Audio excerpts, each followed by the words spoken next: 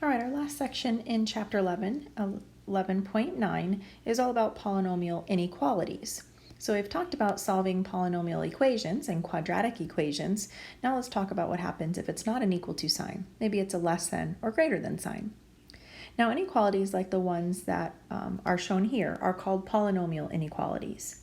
Now we've done linear inequalities where we just have an x. We can solve for x and graph it on a number line. But we're going to talk today about quadratic inequalities, ones that have that x squared in them. Okay? To solve a polynomial inequality, we focus our attention on where the output of the polynomial function is positive or where it might be negative. So we can solve for x, and then we can figure out where is our polynomial positive or negative.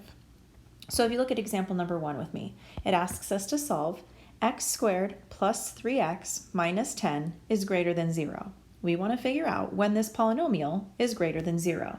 So really, if we were thinking about the graph of this quadratic, this parabola, we want to figure out where this parabola is positive or above the x-axis, right? Greater than 0. But before we can figure out where it's above the x-axis, we've got to figure out where it hits the x-axis, right? We've got to figure out what the x-intercepts are. And so that's the first thing we need to do.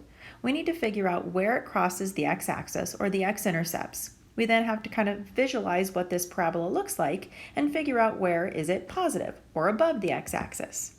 So in order to do that, we need to factor. We need to find our x-intercepts and solve this quadratic. The first way of solving is by factoring, probably the easiest. But remember, if factoring doesn't work, we can always do completing the square or even quadratic formula. But this one is factorable, so I factored into an x plus 5 and an x minus 2. I can set each factor equal to 0, and I know that I have x-intercepts then at negative 5, 0, and 2, 0. I know that it touches the x-axis at negative 5. I know that it touches the x-axis at positive 2. I also know by looking at the leading coefficient, remember the leading coefficient here is an invisible 1, and it's positive, I know that this parabola is going to open up. Now I might not know exactly how far down it goes or how fat or skinny it is, but I do know that it touches the x at negative 5, at 2, and it opens up. So I quickly just drew a graph over here to the right. And so this is what my parabola kind of looks like, right? All right, now the question says, where is this parabola greater than 0? Where is it above the x-axis?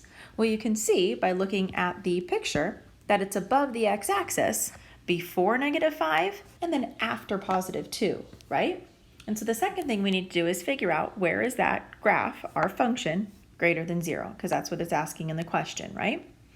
And so because it's positive in those two intervals, we can give an answer in interval notation, or we can even do it in set builder notation. I can say that f of x is greater than 0 above the x-axis from negative infinity to negative 5, and then again from 2 to positive infinity. Or I can use set builder notation and say the set of all x's such that x is less than negative 5 or x is greater than 2. Let's do another one. Look at example 2 with me. It asks us to solve x squared minus 2x is less than or equal to 2. Now, notice that I have a quadratic. I have an x squared and an x. And as soon as I notice that there's an x squared and an x, I know that I need to move everything to the same side and then use my solving quadratic techniques, factoring, completing the square, or quadratic formula. I'm going to go ahead and move the 2 over to the left side by subtracting. And so now I have a quadratic inequality that looks like this. X squared minus 2x minus 2 is less than or equal to 0. So now we want to figure out where this parabola is less than or equal to 0, or below the x-axis this time. Before we can figure out where it's below, we've got to figure out where it crosses, right? So we know kind of where it goes from positive to negative or negative to positive, above to below or below to above. So we have to solve this quadratic. Now, I tried to factor, but I didn't find any numbers that multiplied to negative 2 that also added to negative 2. So my other options are completing the square or quadratic formula. I'm going to go ahead and do a quadratic formula on this one. I have negative b plus or minus the square root of b squared minus 4 times a times c all over 2 times a. I'm going to go ahead and simplify. I have a positive 2 plus or minus the square root of 4 plus 8 all over 2. 4 plus 8 is 12, and I know that I can break down that radical, and the square root of 12 is the same thing as 2 rad 3. So I get x-intercepts at x equals 2 plus or minus 2 rad 3 over 2. I also noticed that each term in this answer could be reduced by 2. So I reduced all of them by 2, and I ended up getting 2 x-intercepts, one at 1 plus the square root of 3, 0, and one at 1 minus the square root of 3, 0. Now, if I'm trying to get an idea of what this looks like, I know this is going to be a parabola. I know that it's going to open up because the positive leading coefficient there, positive 1, I know it's going to open up. And I know my 2 x-intercepts. Now, I might not know exactly what they are until I use my calculator, 1 minus the square root of 3, and then 1 plus the square root of 3. But I have kind of an idea, or I can approximate by looking at my calculator or the values in my x-intercepts. Because the graph opens up, again, I know it's going to touch here, I know it's going to touch the x-axis here, and I know it's going to kind of open up. I don't know exactly how fat or skinny or how far down it goes, but that's okay. All I'm really interested in now, once I know where it touches, is where is it above or below. In this particular one, we want to know where it's below, because we want to know when it's less than or equal to 0.